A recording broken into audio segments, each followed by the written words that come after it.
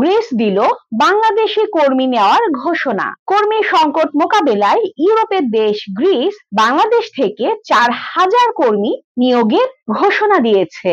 চলতি বছর কৃষি, নির্মাণ এবং পর্যটন খাত সহ বিভিন্ন সেক্টরে মোট 89,290 জন বিদেশি শ্রমিক নেওয়ার পরিকল্পনা করেছে দেশটি।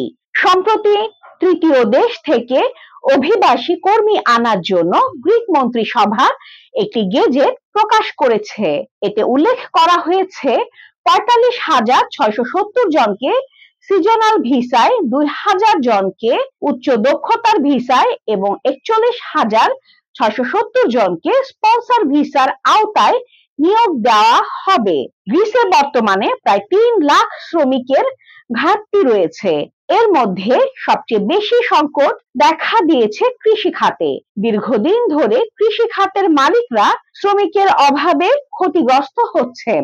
গেজেটে জানানো হয়েছে, আনা কর্মীদের বড় অংশ হবেন অদক্ষ কৃষি শ্রমিক, নির্মাণ কর্মী এবং কারখানার কর্মী। এছাড়া ডিশ ওয়াশার, ওয়েটার, পরিচ্ছন্নতা কর্মী, শেফ, স্পা থেরাপিস্ট এবং ভারী যন্ত্রপাতি চালকদের জন্য চাহিদা রয়েছে। 2022 সালের সেপ্টেম্বরে বাংলাদেশ ও গ্রিসের মধ্যে একটি দ্বিপাক্ষিক চুক্তি স্বাক্ষরিত হয়।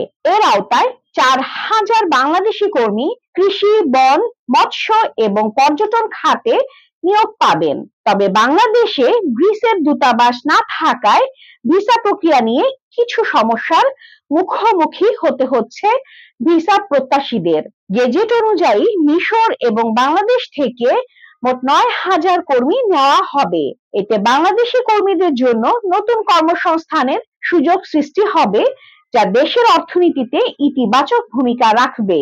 গ্রিসের শ্রমবাজারে বাংলাদেশি কর্মীদের ভূমিকা ক্রমশ বাড়ছে। তবে ভিসা প্রক্রিয়ার সহজীকরণ নিশ্চিত করা গেলে এই সুযোগ আরো বেশি কার্যকরভাবে কাজে লাগানো সম্ভব হবে।